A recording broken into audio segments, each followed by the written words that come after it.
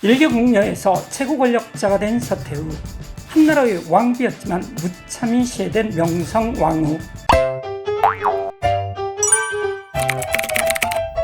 청나라의 서태후는 1835년에 태어나서요 73살의 나이로 1908년에 죽게 됩니다. 압도적 세계 최강이었던 청나라는 1940년 아편 전쟁으로 몰락의 길로 접어들었고요. 결국 서태후가 죽고 나서 불과 4년 후인 1912년에 멸망을 했습니다.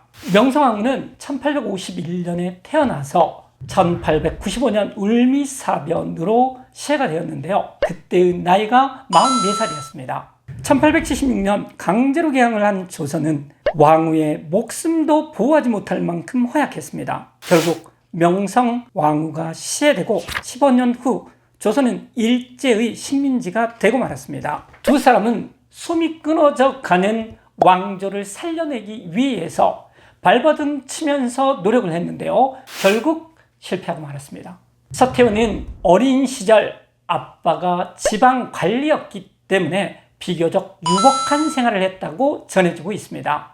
그런데 서태후가 10살 때 아버지가 누명을 쓰고 화병에 걸려 죽고 말았습니다. 그 후 공공한 생활을 하게 되었는데요. 운 좋게도 16살에 한풍제의 후궁으로 뽑혀 자금성에 들어갈 수 있었습니다. 이후 서태후는 좀 모자란 황제였었던 한풍제의 관심을 끌게 되어 결국 한풍제의 유일한 아들을 낳게 되었습니다. 이 아들이 훗날 10대 황제 동치제가 되어 후궁 서태후는 드디어 인생 역전에 성공하게 됩니다. 그렇지만 서태후에게 결정적인 사건은 5년 후에 일어나게 되는데요. 아들이 태어난 지 5년 후 한풍제가 죽은 것입니다. 한풍제는 그때 겨우 30살이었고요. 서태후는 26살이었습니다. 아들 동치제가 5살에 황제가 되자 서태후가 직접 권력을 장악하게 되었습니다. 그런데 중국에서는 보통 황제가 16살이 되면 직접 정치를 시작을 합니다. 서태후 아들인 동치제도 17살이 되어 직접 정치를 시작을 했는데요. 이제 서태후는 직접 권력을 행사할 수 없게 되었습니다. 그런데 아주 이상한 일들이 계속 일어납니다. 아들 동치제는 직접 정치를 시작한 지 2년 만에 19살의 나이로 사망을 했고요. 2달 후쯤 동치제의 황후까지 죽게 됩니다.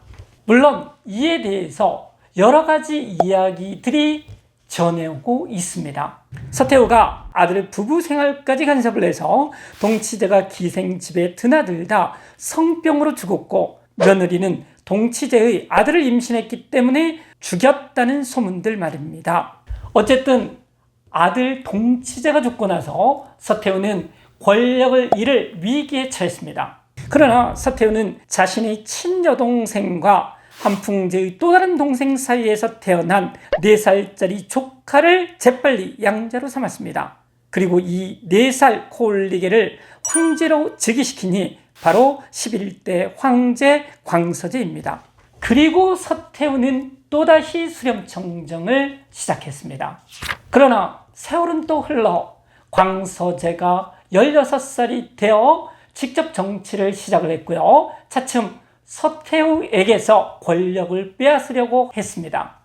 가만히 있을 서태후가 아니었죠. 1898년 정변을 일으켜 광서제를 유폐시키고 죽는 날까지 권력을 계속 유지를 했습니다. 심지어 죽기 하루 전에 푸이를 마지막 황제로 지명했으니 참 대단합니다. 이렇게 서태후는 가족도 국가도 전혀 안중에 없었고요. 오직 자신의 권력 유지에만 집중을 했습니다. 그렇다면 명성황후는 어땠을까요? 보통 명성황후가 욕을 먹는 이유는 3가지입니다. 첫 번째가 국고 낭비인데요. 명성황후는 사남 1녀를 낳았는데 모두 죽고 순정 하나만 살아남았습니다.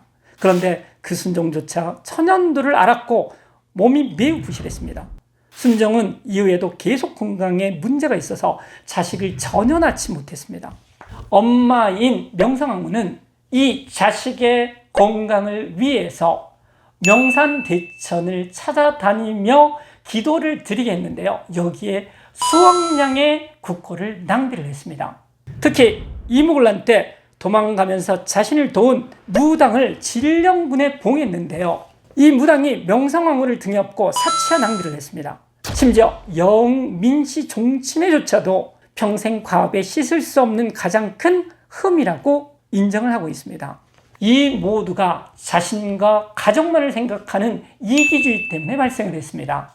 다음으로 명성황후가 욕먹는 것은 민씨척족들의 횡포와 부패 때문입니다.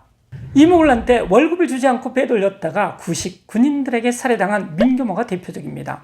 갑신정변 직후 의정부 고위직의 영민씨 척족들이 15%나 될 정도였다고 합니다. 마지막으로 명성황후가 욕먹는 세 번째 이유는 시아버지인 대웅군과의 권력투쟁 때문입니다. 어떤 이들은 명성황후가 권력을 탐한 표독한 여인이라고 비난합니다. 앞에 두 가지 국고 낭비와 민씨척족들의 행포는 전적으로 명성황후의 잘못이지만 이 세 번째 권력투쟁은 조금 경우가 다릅니다. 바로 상대인 흥선대원군이 권력에 눈이 멀었기 때문입니다. 을미사변 당시 일본군을 따라 경복궁에 들어갔는데 무슨 다른 말이 필요할까요? 흥선대원군과의 갈등도 모두 가정 문제 때문에 발생을 했습니다. 명성황후는 결혼을 하고 나서 몇 년 동안 아들을 낳지 못했습니다. 그런데 궁녀 이씨에게서 완화군이 태어나고 흥선대원군이 세자책봉을 추진하면서 명성황후와 갈등이 시작되었습니다. 더욱이 이후 명성황후가 아들을 낳았는데요. 아주 불행하게도 5일 만에 항문이 막혀서 죽고 말았습니다. 명성황후는 이를 흥선대원군이 보낸 산삼을 먹였기 때문이라고 생각을 하고 시아버지에 대한 적개심을 갖게 되었습니다. 이런 가운데 고종이 21살이 되었지만 아버지인 흥선대원군은 권력에서 물러날 생각을 전혀 하지 않았습니다. 고종이 매사에 소극적이었다면 명성황후는 적극적이고 담대했습니다. 고종을 대신해 명성황후가 나서게 되면서 둘 사이의 권력투쟁은 돌이킬 수 없게 되었습니다. 이상에서 봤듯이 명성황후가 욕먹는 이유는 모두 자신과 가족만을 생각하는 이기주의 때문에 발생했다고 볼 수 있겠습니다. 군대적 개혁인 변법자강운동을 폭력으로 진압했던 서태후. 서태후는 자신의 아들인 동치제가 즉위한 1861년부터 그가 죽는 1908년까지 무려 50년 동안 사실상 1인자였습니다. 그래서 청나라 멸망의 직접적인 책임을 그에게 물을 수 있겠습니다. 명성황후는 고종 국정의 최고 책임자였기 때문에 조선이 망한 직접적인 책임을 그에게 물을 수는 없습니다. 하지만 고종도 스스로 인정을 했듯이 명성황후가 가장 가까운 참모였다는 점에서 간접적인 책임은 면할 수가 없겠습니다. 명성황후와 서태후가 살았던 시기는 정말 역사의 격변기였죠. 이전 역사와 다른 점은 바로 서양 제국주의 국가들이 개입했기 때문인데요. 산업혁명 이후 동양의 바다는 서양 배들에 의해 완전히 뒤집어지고 있었습니다. 19세기 초까지 세계 강국이었었던 청나라는 아편전쟁에 패배한 1842년 이래로 크게 흔들리고 있었습니다. 청나라 몰락이 얼마 남지 않았다라는 단적인 증거는 바로 태풍천국의 난인데요. 1851년부터 1864년까지 대륙을 휩쓴 태평천국의 난 때 청나라 정규군은 이 반란을 진압하지 못했습니다. 한 국가의 실체는 경찰과 군대로 대표되는 무장력에 있습니다. 자기 백성이 반란을 일으켰는데 청나라의 정규군이 진압하지 못했다라는 건 250년이 다 된 늙은 청왕조의 생명력이 거의 끝나가고 있었기 때문이었습니다. 결국 한족 지방 관리인 진국본과 이용장이 개인적으로 모집한 군대와 외국 군대의 도움으로 태평천국 운동이 일어난 지 13년 만에 겨우 진압할 수 있었습니다. 조선에서도 건국된 지 502년 만인 1894년에 동학농민운동이 일어났습니다. 조선도 백성의 반란을 자신의 힘으로 진압하지 못했죠. 그래서 청나라의 도움을 요청을 했고요. 얄미운 일본도 덩달아 개입하게 됩니다. 결국 한반도에서 청일전쟁이 일어나고 그 과정에서 일본군과 정부군에 의해 농민군은 우금치에서 패배하고 말았습니다. 외국 군대의 도움을 받아야만 자신의 백성의 반란을 진압할 수 있었던 조선도 청나라와 마찬가지로 생명이 다 돼가고 있었습니다. 서태후는 태평천국 운동이 한창 일어나고 있었고 영국과 프랑스 군합발에 의해 베이징이 짓밟힌 그 다음 해인 1861년에 섭정을 시작을 했습니다. 국내적으로는 태평천국 운동, 밖으로는 외세의 침략이라는 내외환의 상황에서 일어난 개혁이 바로 양무운동입니다.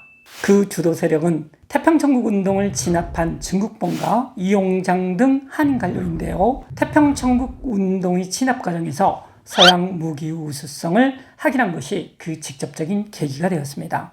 그러나 양무운동에는 결정적인 한계가 있었는데요. 서양의 과학기술만 받아들이고 정치제도인 전제군주제는 바꾸려 하지 않았다라는 점입니다. 정치는 변하지 않았는데 기술을 수용한다고 국력이 강해질 수 있을까요? 일본의 메이지 유신과 가장 결정적인 차이가 바로 이겁니다. 일본은 개혁 주체 세력이 중앙 권력을 장악을 했지만 양무운동은 중앙 권력을 장악하지 못하고 지방 차원에서 무계획적으로 진행되었습니다. 지방간이 발령이 나서 다른 지역으로 옮기게 되면 심지어 기계 설비를 뜯어갔다라고 합니다. 또 나라의 운명이 걸린 청일전쟁에서 북양함대만 참전을 하고 남양함대는 자기 구역이 아니라고 구경만 했을 정도로 완전히 개판이었습니다. 정치가 변하지 않으면 경제도 변할 수 없다는 상징적인 사건은 서태후가 해군 예산을 빼돌려 이하원이라는 별장을 만든 것입니다.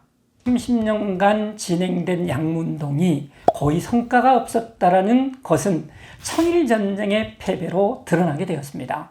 그리고 청나라 사람들은 깨닫게 됩니다. 정치가 변해야 한다는 것을 말입니다.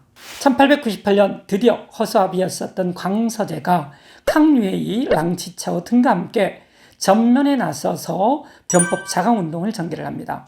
기술만이 아니라 입헌군주제를 비롯한 서양의 모든 것을 받아들여 제대로 된 개혁을 하기 위해서입니다. 그러나 청나라가 변하면 자신의 권력 기반이 약해질 것을 우려한 서태후는 자신의 양아들이자 조카인 광서제를 구금하게 됩니다. 이렇게 약 100일 만에 변법 자강 운동도 허무하게 실패로 끝나고 합니다. 이런 보수꼴통 서태후가 죽기 직전 조금 변하게 되는데요. 그 계기는 1900년에 일어난 의아단 운동입니다. 청나라를 도와 서양 세력을 물리치자라는 구호를 내세운 의아단 운동은 교회를 파기를 하고 서양인들을 마구 살해하기까지 했습니다. 이 분위기에 편승해서 서태후는 서양 세력에게 선전포고를 하게 됩니다. 서양 세력이 유폐되어 있었던 광서제를 복귀시키려고 시도했기 때문입니다. 그러나 열강의 압도적 군사력에 의해 의아단 운동은 진압되었고요. 베이징을 점령한 8개 국가가 각각의 점령군을 설치해 분할 통치까지 했습니다. 이제 중국은 완전히 수박처럼 쪼개져 식민지가 될 위험에 처하게 되겠습니다. 그런데 이때 서구 열강 간에는 이해가 충돌하여서 분할 통치까지는 합의에 이르지를 못했고요. 중국의 영토와 주권을 보장하게 되었습니다. 이때서야 서태후도 위협을 느끼고 변화를 시도를 합니다. 권력을 잡은 지 꼭 40년 만인 1901년에 새로운 정치인 신정을 실시하게 되었는데요. 3년 전 자신이 무력으로 중단시킨 변법 자강 운동의 입헌 군주제적인 개혁이었습니다. 하지만 때가 너무 늦었습니다. 왜냐하면 중국의 인민들은 군주제를 없애는 공화혁명을 추진하고 있었기 때문입니다. 마침내 1911년 신해혁명이 일어나 만주족의 청나라는 역사 속으로 사라지게 되었습니다. 쿠데타로 변법운동을 중단시킨 서태후, 러시아를 끌어들여 독립을 유지하려 한 명성황후. 명성황후는 공식적으로 정치를 하지는 않았습니다. 왜냐하면 왕비이기 때문이겠죠. 하지만 고종 스스로도 인정을 했듯이 그가 고종에 가장 가까운 참모였다는 것은 분명해 보입니다. 고종은 명성황후에 대해 훌륭한 공덕으로 나를 곁에서 도와주었기 때문에 내가 정사를 다스릴 수 있었다고 해고하고 있습니다. 이는 전후사정을 봤을 때 결코 빈말이 아니었습니다.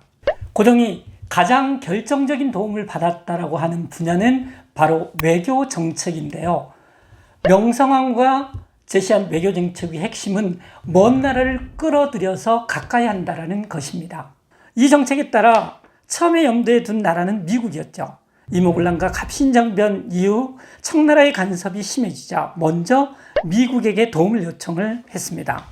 그런데 이 당시에 미국은 경제적으로나 군사적으로나 조선에 별 관심이 없었습니다. 그래서 조선 문제에 개입을 했다가 청나라와 일본 사이에서 곤란해지지 않을까 걱정을 했고요. 그래서 중립을 유지하기로 했습니다.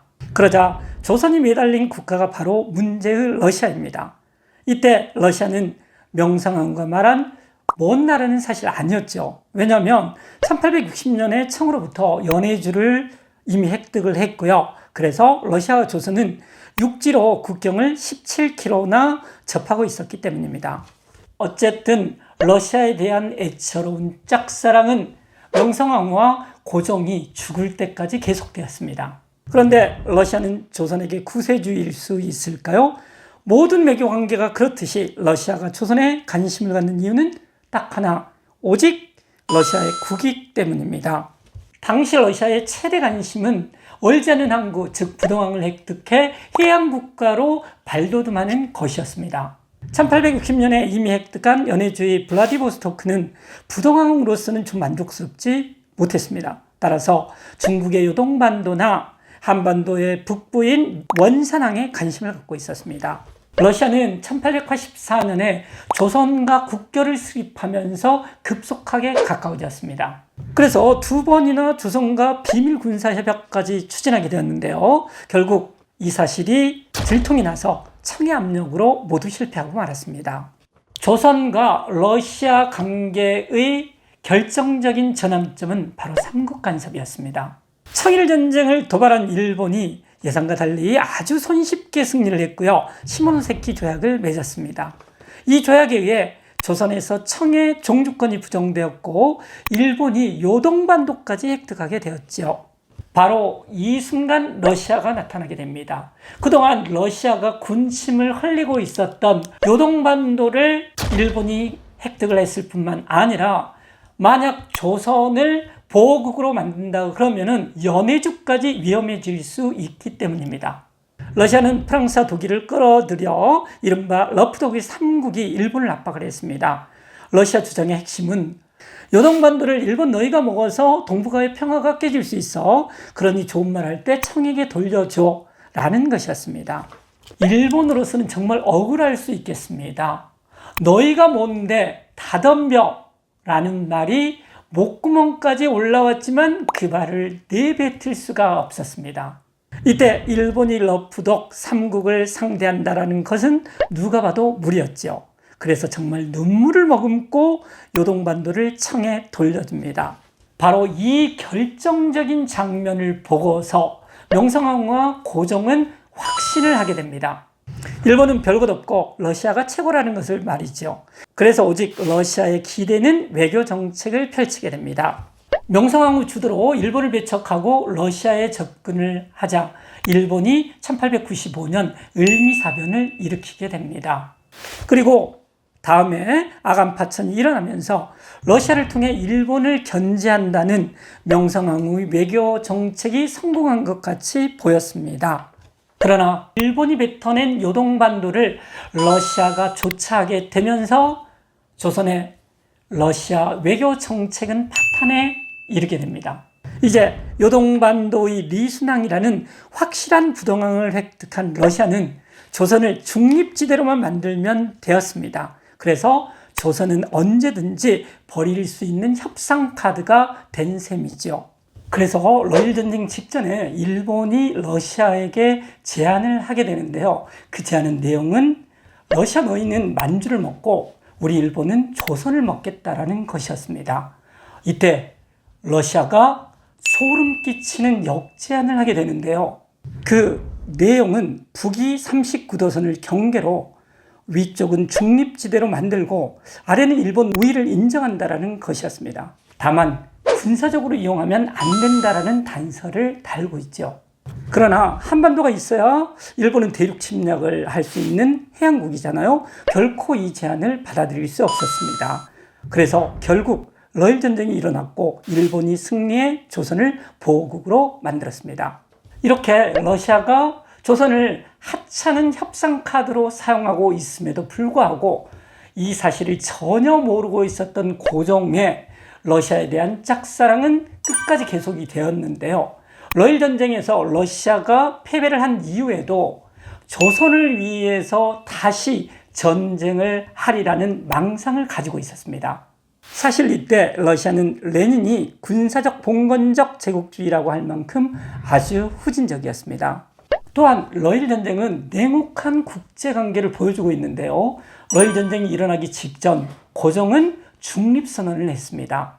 그렇지만 일본이 군대를 동원해 강압적으로 한일 의정서를 체결해 명백하게 국제법을 위반했죠. 영국과 미국은 일본을 지지를 했는데요. 그 이유는 딱 하나, 러시아의 해양 진출을 막아서 자국의 이익을 극대화시키기 위해서였습니다. 이제 우리는 결론을 내릴 수 있습니다. 냉혹한 국제관계에서 외교가 먹혀들기 위해서는 바로 힘이 있어야 합니다. 일본이 말빨이 좋아 미국과 영국의 지지를 받아낸 게 아닙니다. 또한 고종과 명성황후가 국제정세에 어두워서 외교를 잘못해 나라가 망한 것도 결코 아닙니다. 고종은 러시아에 기대어 중립국이 되어 독립을 유지하려고 했지만 그 어느 국가도 인정해 주지 않았습니다. 그 이유는 딱 하나, 조선이 힘이 없었기 때문입니다. 부강해지기 위해서는 기술만 수행하는 양무운동과 같은 것이 아니라 메이지 유신, 변법 자강운동 같은 모든 것을 바꾸는 개혁을 꼭 했어야만 했지요. 명성황후와 고종은 서태후와 같은 보수 꼴통은 아니었습니다. 그래서 일정 부분 개혁을 추진을 했지만 그 한계는 명확했는데요. 바로 전제군주제의 범위 안에서 추진했다라는 것입니다.